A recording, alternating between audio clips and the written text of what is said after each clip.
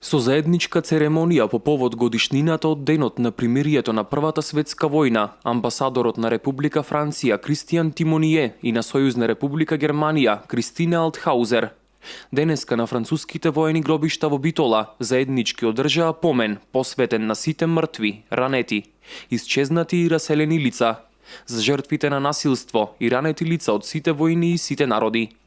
Пред 98 години беше подпишано примирие и се стави крај на непријателствата, во кои учествуваа 60 држави.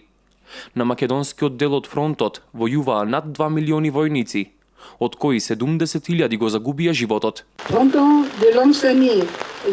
Во Европа долги години постоеше надеж, дури и цврста верба дека континентот извлече поука од искуствата на уништувачкиот век.